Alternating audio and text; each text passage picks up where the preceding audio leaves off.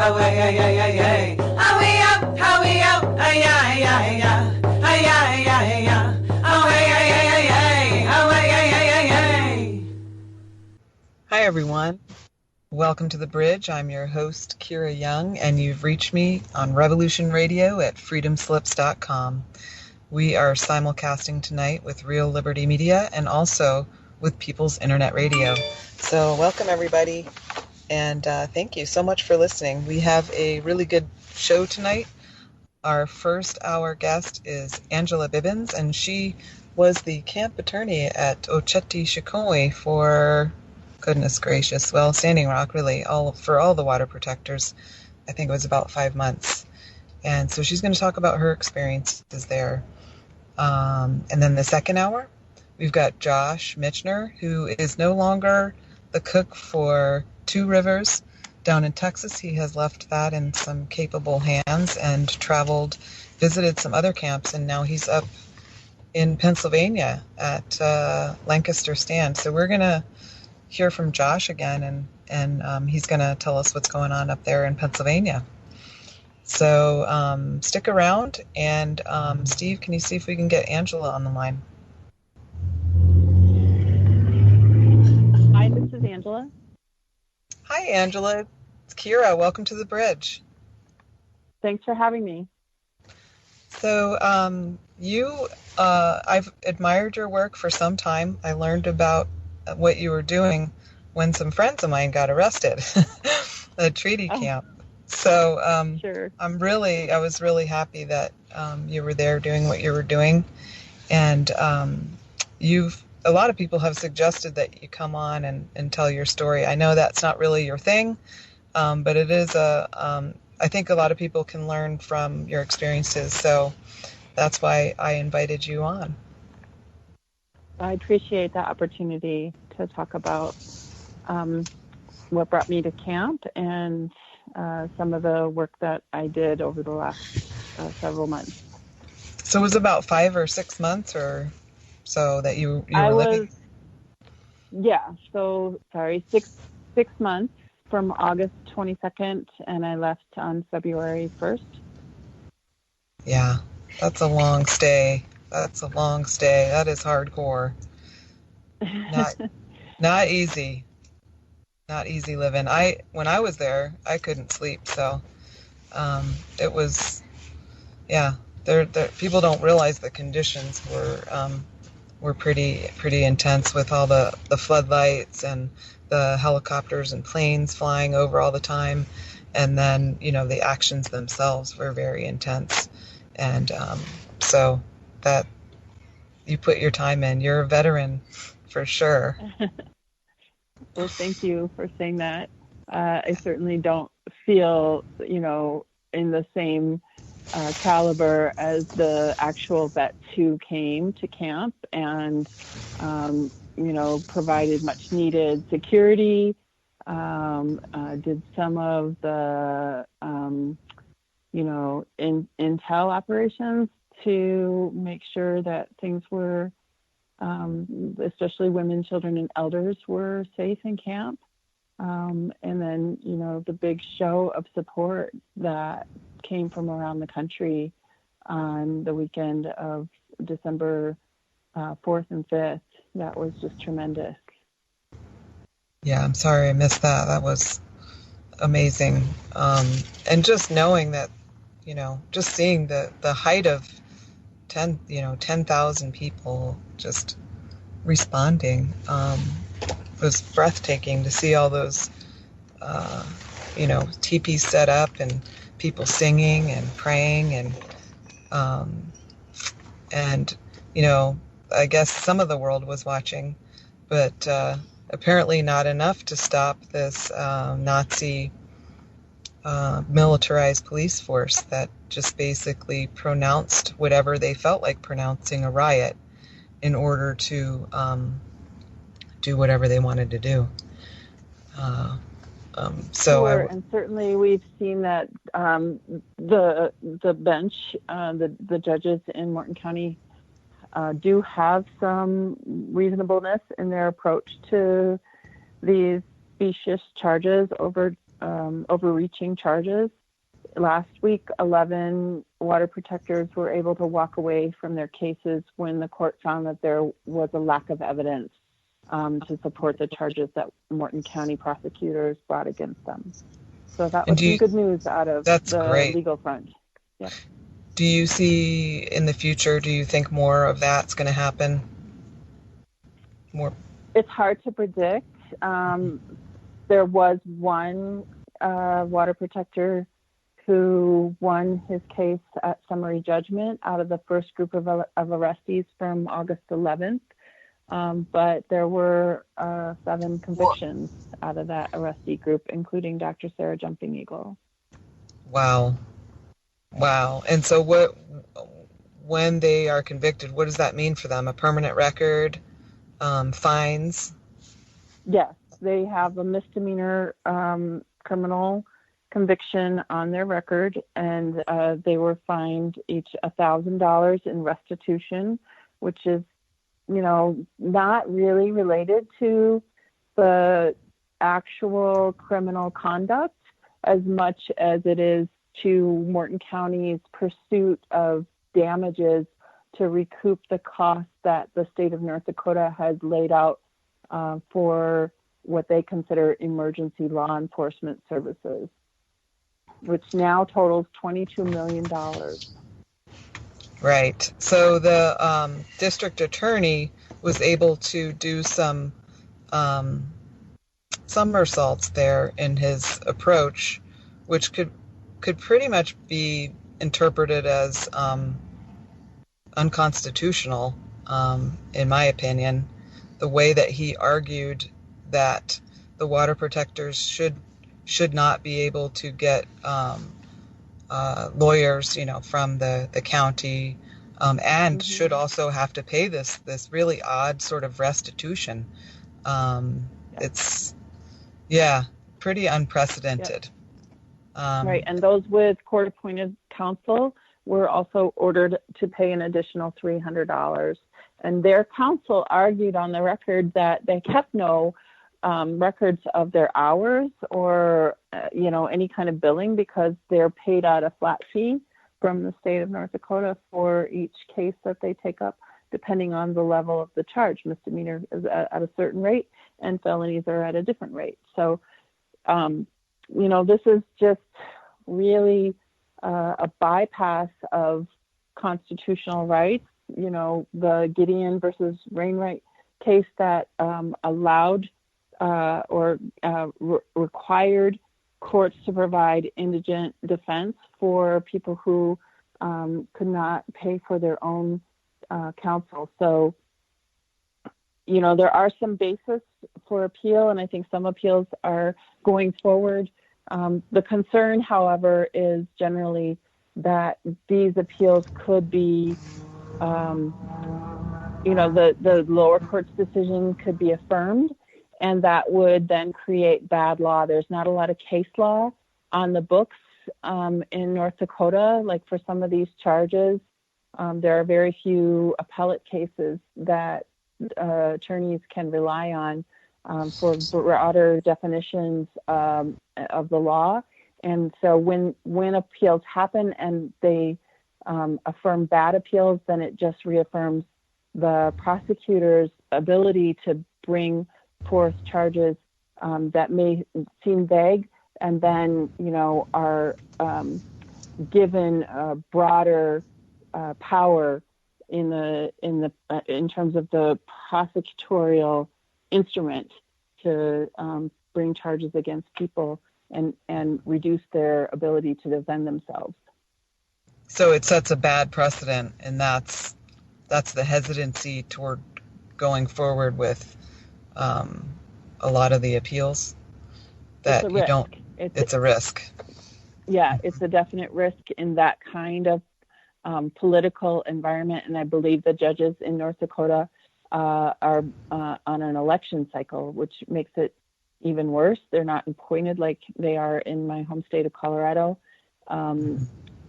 where they are given some political review, but not having to run for election and all that sort of thing. So those, the bench has a certain political persuasion in North Dakota. Mm-hmm. Yeah, and it's pro-Trump, so to speak, type of persuasion.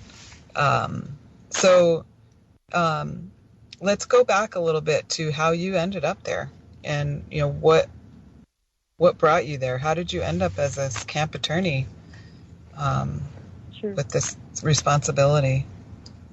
So my area of expertise is actually juvenile law with a specialty in Indian Child Welfare Act, and I had practiced for several years as a guardian ad litem in Colorado, court-appointed attorney representing the best interests of children in child welfare and delinquency cases.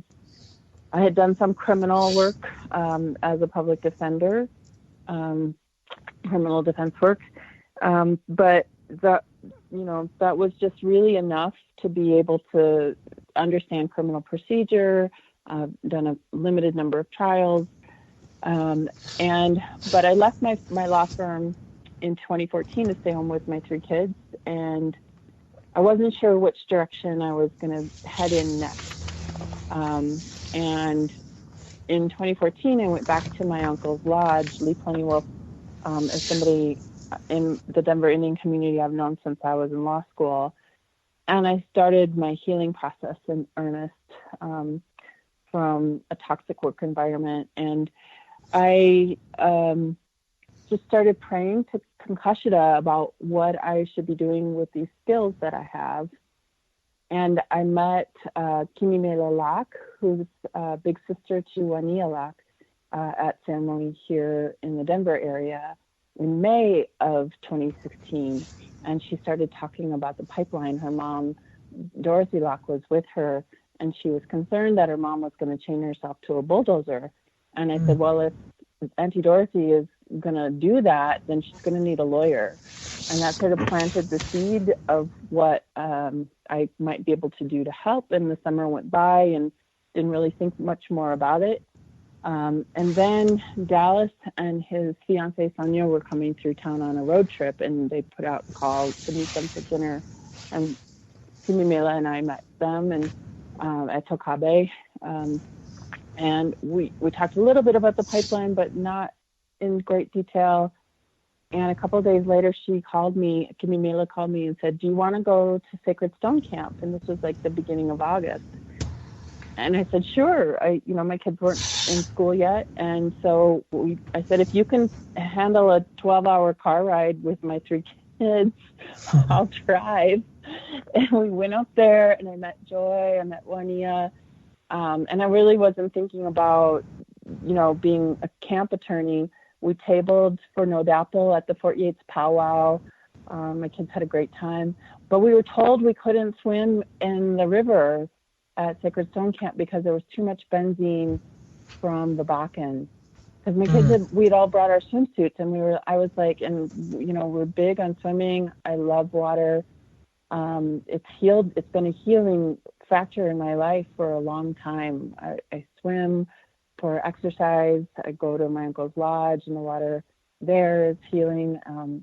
For me as a mother, I labored with all 3 of my kids in water, and my boys were water births. So water has really played a significant role in my life personally. And I was disappointed, and it really made me feel like this was such an injustice that was happening, and not just to, my relatives who grew up in Wakpala District on Standing Rock Reservation, but I started to really feel my own connection to this land. I'm Santee Dakota by heritage.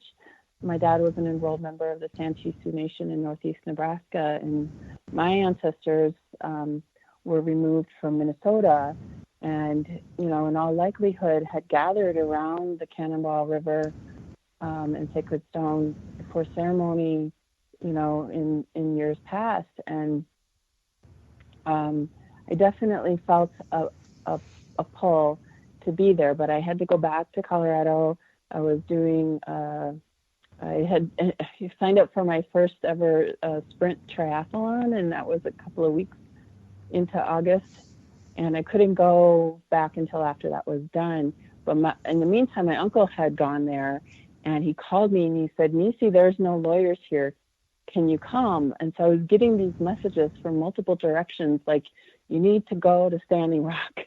And I went to the Stand with Standing Rock meeting at Four Winds American Indian Council in Denver on a Wednesday night, and I got the phone number for Bruce Ellison from a woman who's now a board member of the Water Protector Legal Collective, Memengua Flying Earth, who also grew up in Standing Rock and is a lawyer. I've known since I was in law school. And I called Bruce, and we talked on the phone, and then like 3 days later, I was at his house with my 3-year-old son, and my mashke, my sister Carla, came with me. And I had just thought, I'm going to go there for a week and see what the need is. And the need was tremendous. There were a couple of people, Michelle Cook, who's a Diné woman who has extensive study, as she has her law degree in Native American law, and she's doing like the equivalent of a PhD in law in international rights and indigenous rights. She was there. Kini, who's a barrister from New Zealand and a Maori attorney, right? He was also there shortly after, or around the same time I arrived, and because he was doing a internship with the court at Pine Ridge, and he came up with some relatives from Pine Ridge, and it was this other attorney from Iowa, Carolyn Raffensperger, who's an environmental law attorney, which is great because I have no background in that whatsoever. But when we met, she was like, "I'm so glad you're here. You know enough about criminal procedure to help advise people about these, first appearances that they're going to have." This was the first group of arrestees that included the chairman and Councilman Dana Yellowfat and Dr. Shara Jumping Eagle, and they had court appearances coming up on September 13th.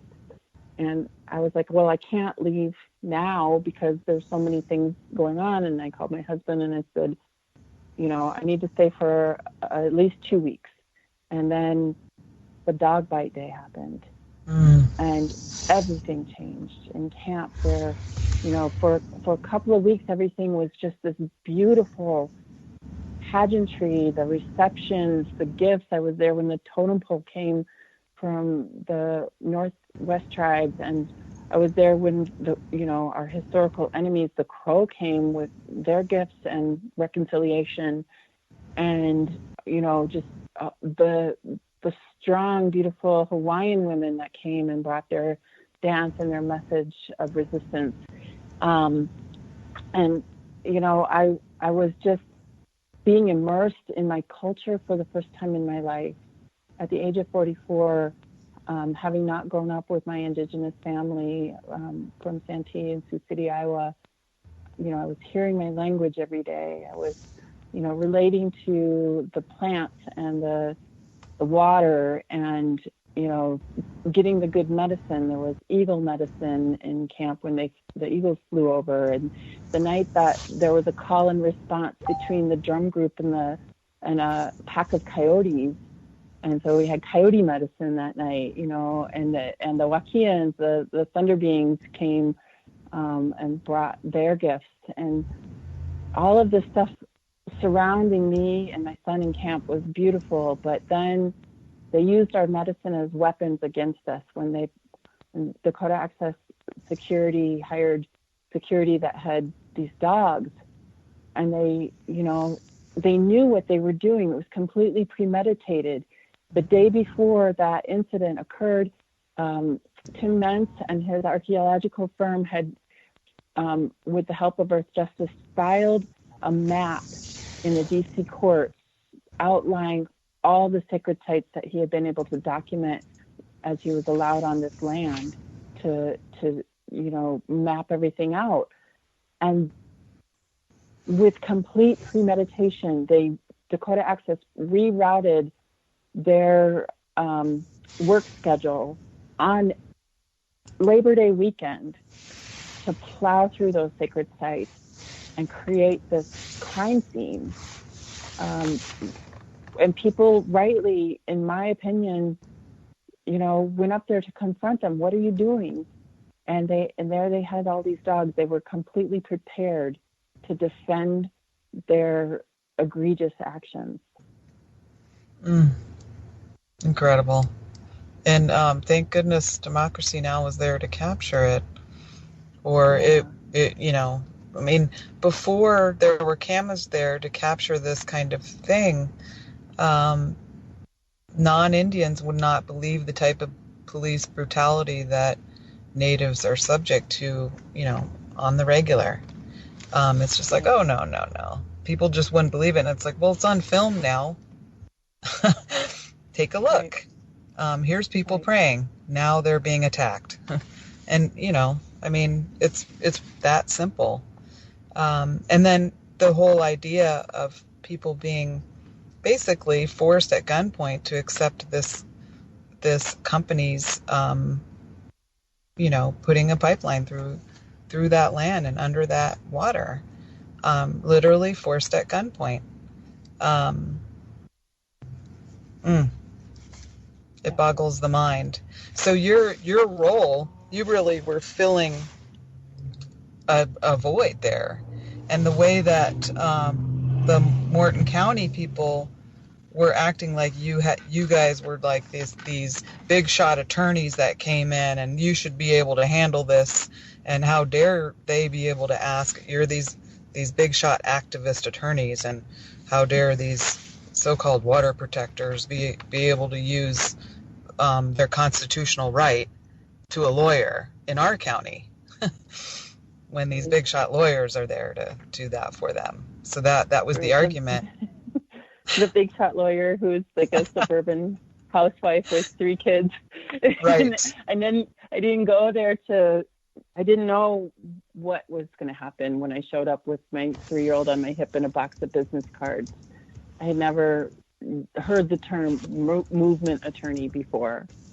I went there because my relatives asked me to be of service, and I went there to help defend them in this situation where, we have a military, corporate, state collusion, bearing down on a vulnerable area where, we've already suffered so many losses.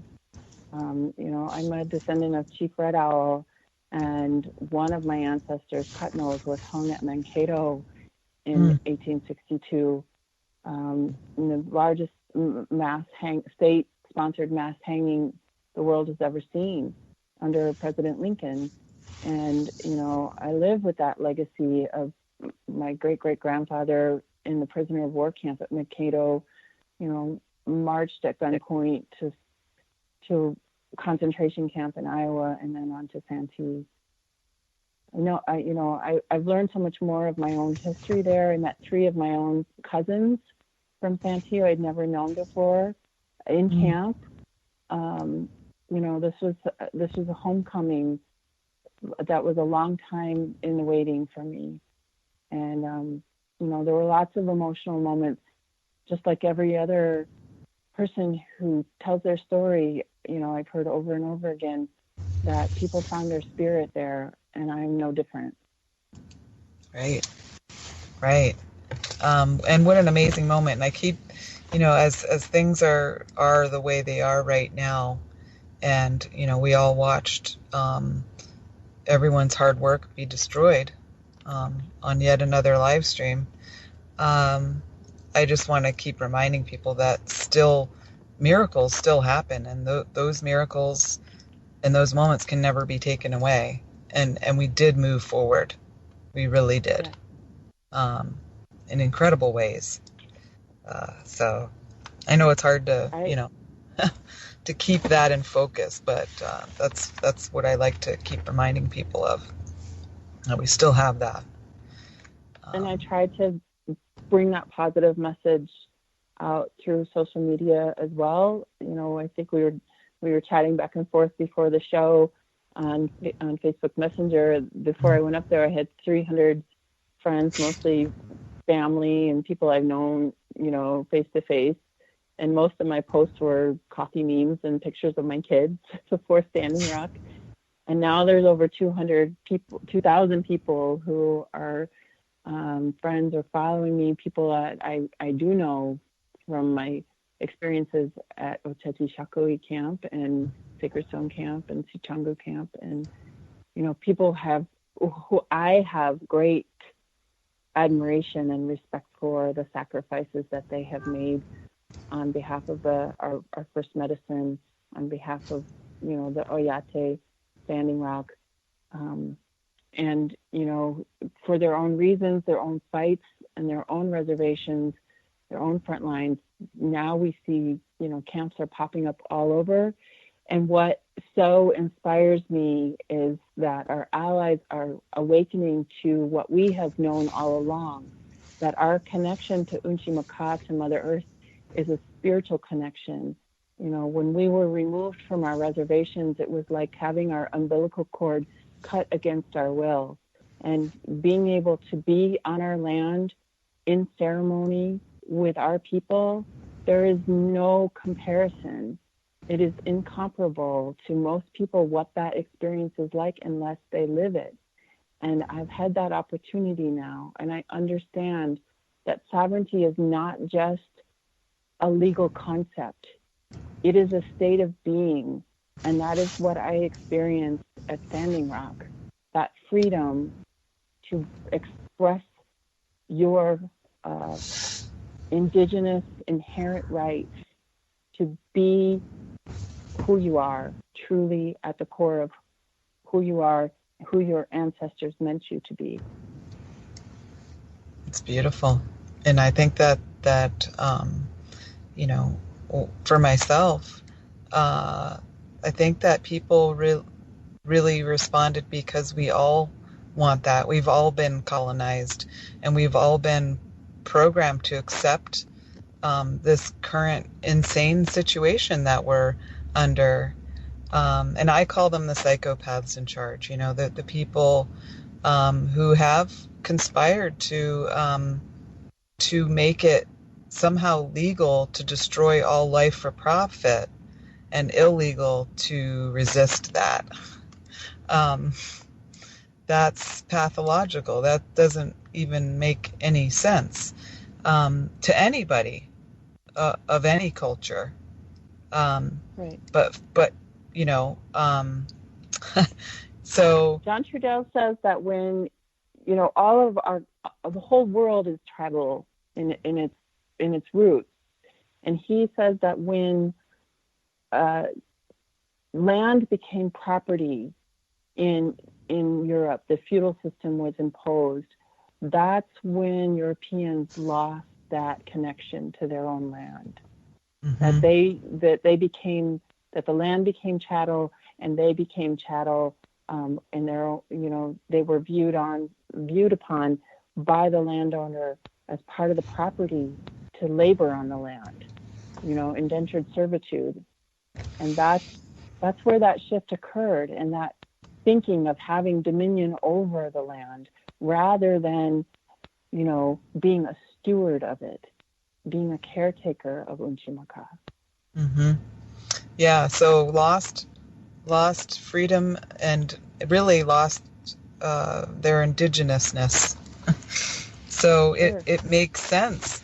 It makes sense that this sacred occurrence that happened or is happening at Standing Rock would spread like it is, because it's all indigenous land. It's all Indian land across this land, and it's all indigenous land across the world.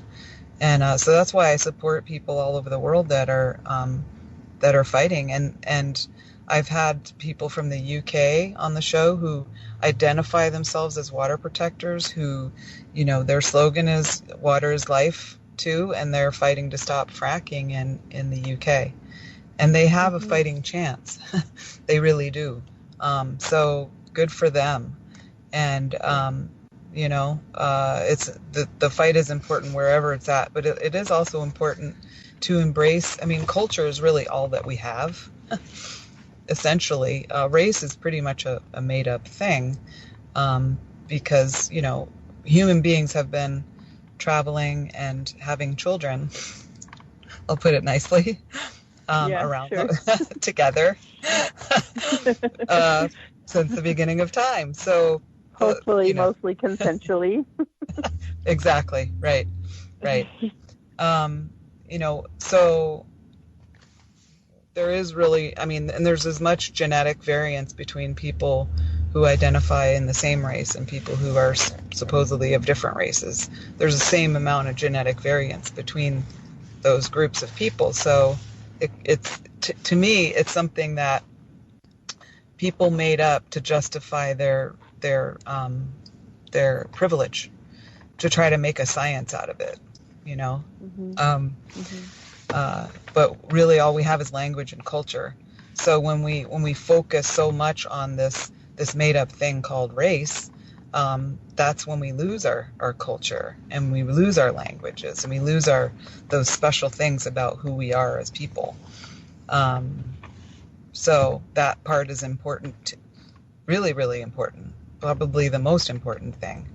And besides that, the Lakota culture, Lakota language, Lakota, Dakota, Nakota, is really a beautiful way, and is a way that all people could live in harmony with the earth. It's a good way. So I agree wholeheartedly. Yeah. But I'm a little biased. Right.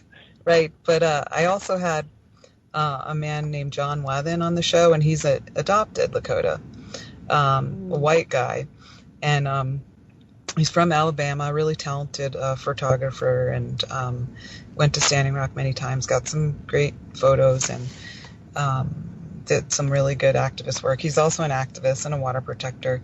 And one of the things that I hear him say in my mind every once in a while about his Hunka family is, in his Alabama accent, he said on the show, "They just get so deep in your heart." I was like, I know, because I'm adopted Lakota too. So, so I love the Lakota too. So, yeah. Well, I want to take a minute to talk about this connection, though, between the earth and women, since we kind of brushed on that a minute ago. Because prior to law school, I worked for a domestic violence shelter in Vermont, where my mother's people are, my Lasichu family.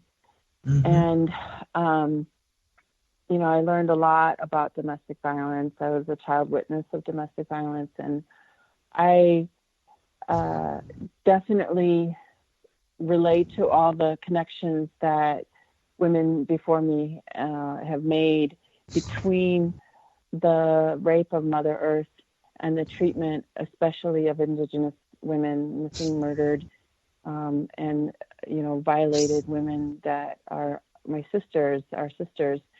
And I just want to bring that issue up as part of our conversation, to hopefully, bring some awareness to your audience, if they don't already have that knowledge, that there is such a strong and direct correlation between the way that we treat women and the way that we treat the earth, and that sort of, property dominion over kind of attitude and destructiveness has certainly, caused so much violation, damage, emotional abuse, despair within our Indigenous communities over the treatment of women, that colonized approach to, the destruction of our family system, women as the core, as we are, nation builders, we are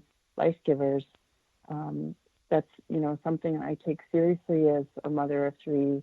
It's an honor, that Tunkashila has, gifted me with my three beautiful kids. And that kind of destruction just goes to the root of our family systems and the relationship that we have in our spirituality to our original mother.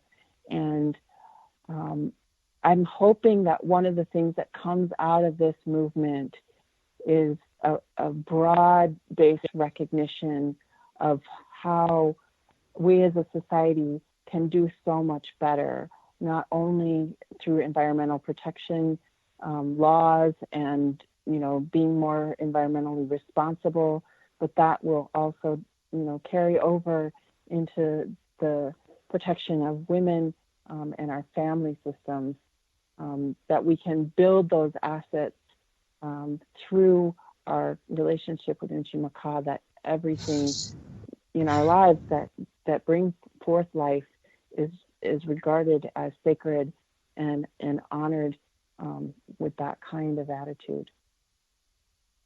I really like that you've brought that up. I have a lot of, really being an advocate is the only thing that I've been community appointed to. In Native life, we put importance on what we're community appointed to, rather than what we appoint ourselves to. And,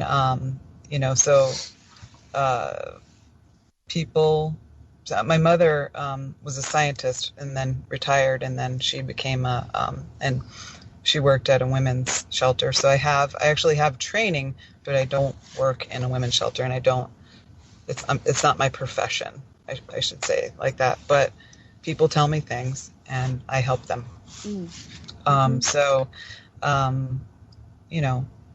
We've got a long way to go. And, oppression is an evil thing. And when our entire way of life is completely destroyed, it's hard to protect yourself, much less others. And when we live in an environment of, on the reservation, they are prisoner of war camps. So you've had to make your home out of a prisoner of war camp. You have this tribal government that's really a mirror of the government that took everything from you. It's not a real system, or I should say, it's not the traditional system by which tribal people organize themselves and govern themselves.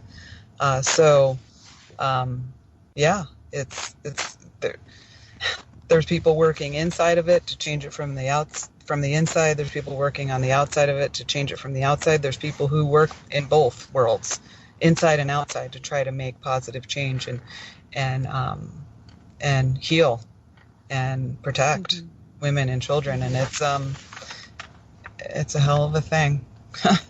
It really, really is. Because the opposite force that is going on is because everything has been destroyed, there is this overwhelming need for unity. And so sometimes when there's truth tellers out there saying, hey, this person is a predator, we really need to protect ourselves from this person, there's this other simultaneous want or need to enable and protect those predators, because there's this feeling that if we don't, then we'll lose everything. And that has to be worked through both on an individual level and on a community level. And so that's what we're working on. We haven't worked it all out. Yeah, I wholeheartedly agree. I think there's so much available for that healing in our ceremonies. And, in our indigenous lifeways that, can offer, I don't like to use the word rehabilitation. It's, kind of a colonialized word, but that can, help our communities, our individuals in our communities achieve wholeness, or, come close to feeling whole again for whatever that has been taken from us, and it's not coming ultimately from this place of victimhood, but from being survivors and having thrived in the face of so many obstacles and adversity. And, I see it in the Denver metro area too, and working with Indigenous families through the court system, how much resilience our community has, that despite everything that has been thrown at us, we are still here, and we are still doing the very best with the rudimentary tools that we've been left with, to create families that have strong goals and ambitions, to create communities that come to each other's aid. And when you don't have material resources, you have relatives, right? And I learned that at camp. I learned that in such a concrete way. For example, when I extended my stay, my uncle and my brother, soon to be Hunka family, the Plenty Wolf Tioshbe, they stayed as well. So I stayed for 2 weeks. They stayed for 2 weeks. I said, I have to be here until after things calm down and we have the first appearances after the dog bite. So I stayed until I left on September 14th, and they left with me. And the reason they stayed is because I was an unaccompanied woman with a small child in camp. And that's when I really, for the first time, appreciated the different strengths that our multi-gendered view of the world brings, right? And what men as protectors and, women as caregivers and life givers, what that really means. Right. And the true meaning of warrior is really a protector. And that came together in a huge way, in so many different ways at Standing Rock. Yeah, absolutely. Yeah. And I too went with my son and was, stayed with family, with a family, I should say. And I knew that I was safe, that I was looked after. And so was he. Very much so. And I had a system, like you probably did as well, of aunties and unchies who looked after my son while I was working at the legal tent. And, and my little towhead with the dark brown eyes would be wandering around camp. And, he had his big cup of those little cookies that were available by the box load at the beginning of camp. And I was just like, oh, there he goes again. And he's perfectly fine. He was so happy. Yeah. All the children are everybody's children. There was no tolerance of any type of harm coming to children or, not being cared for. But to get back to the advocacy and the trauma issue, which is huge, I've mentioned before that, it's my understanding that addiction is really our human response to trauma. It's how we cope and deal with trauma, and certainly. Did not you a moral know failing. That I'm sorry. Go ahead. Go ahead. I just learned this recently. I trained social workers in Colorado on the Indian Child Welfare Act, and I learned recently that women didn't drink on the reservations until the government and the Child Welfare League of America and the boarding schools, until they stepped in and took our kids away. Right. That's when alcoholism became, this sort of self-medicating path for women on the reservation, because of that grief, that loss that was so profound. And it's a scar that remains with so many of our relatives still today. Right. Yeah. So it literally, those type of traumas, including traumas like domestic violence and rape, it literally takes a piece of our spirit from us. And through ceremony, we're able to become whole again and get that piece of our spirit back. when those type of traumas happen. So it's really it's really important. I know that craving for ceremony, and I know that feeling when you get it, and when you finally get that ceremony that you need for your healing. And it's you can't replace it with anything else. Try as we might. Right. I've given up on sitting on somebody's couch. Like, conventional Western therapy is not the modality that works for me any longer. And certainly had, some years of doing that to recover from my, witnessing domestic violence as a child. But even now, coming back from Standing Rock, it's my uncle's lodge that I wanted to go to first. And it certainly has been, the best way for me to normalize again and reintegrate with my family here in Colorado. And, I hope that all of our communities can make that so much more available. I think that Standing Rock has been so pivotal for so many Indigenous communities to have that experience, to bring their ceremonies to Standing Rock and take away what they felt, may have called to them to their home communities again, and, practice our Indigenous ceremonies and our songs and our dances, and, really get the healing benefit in our communities from all of that. Mm-hmm. So taking that reality, of the, this resistance is really part of our religion, or our religious expression, our spirituality. So quite rightly could, in a legal sense, be challenged on that. And the only thing that I know at this point where that was brought up was when the Cheyenne River Sioux tribe filed for that injunction, I believe it was, based on religious freedom, but they lost it. Was there any other type of legal moves that were made to challenge on that, religious freedom angle? Yes. So right now, and I just watched the panel discussion in DC this morning on the live feed.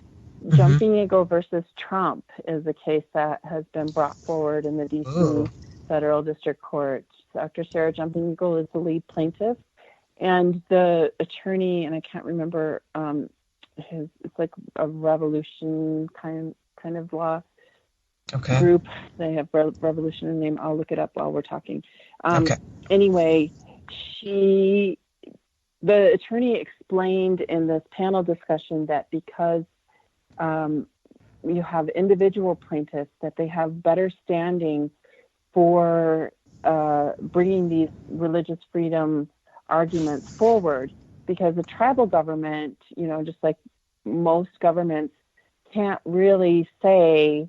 The tribal government could, more than the state and federal government, say, we have kind of a uniform spirituality or uniform religious practice. It still gets a little dicey when you're talking about government, right? But individuals can make those claims that this is my spiritual practice. Water is my first medicine.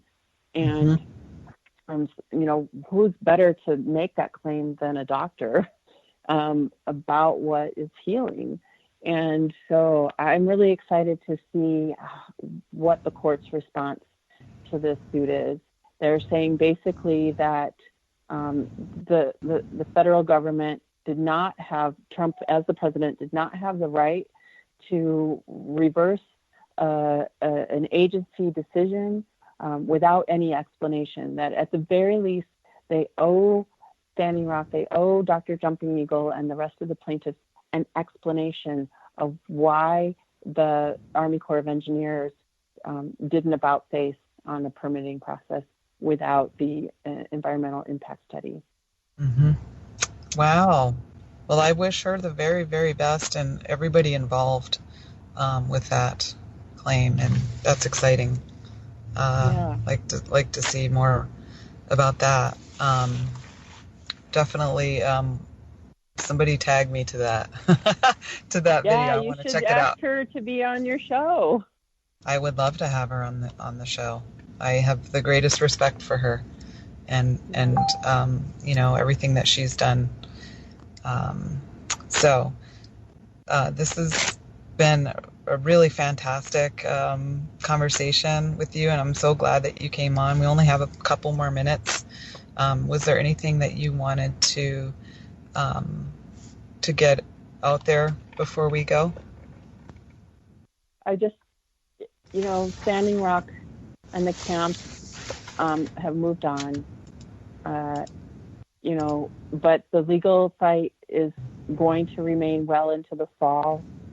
There are all the cases that came out of the sweep of the Sacred Ground Camp on October 27th. They're now set for trial in July. They had their felony charges, most of them conspiracy to endanger by fire. They were dropped in December. However, they are still facing 2 misdemeanor charges of public nuisance and engaging in a riot. And that's over 130 cases alone. There are now 800 pending cases, more than a handful of federal cases, about 11 federal cases. I'm going back in April to do one of the sort of federal citation bench trials, the group that were arrested for trespassing in the federal building, the post office / federal court building. And then, of course, we have the Red Fonz case and a few others in the federal system. And we still have an active joint terrorism task force on the federal level that is investigating water protectors. So I can't emphasize this enough. If you are contacted by any type of law enforcement as a water protector seeking information about your involvement, water protection activities, other people's involvement, you do not have to talk to them. You can exercise your right to remain silent. Only you can invoke your rights, and you ask for a lawyer. I will remain silent, and I want to speak to a lawyer.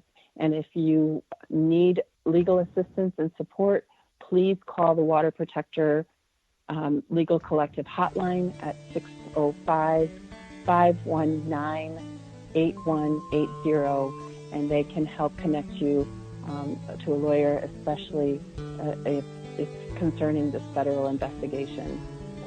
Thank you so much, Angela. Thank you. Bye. Doksha.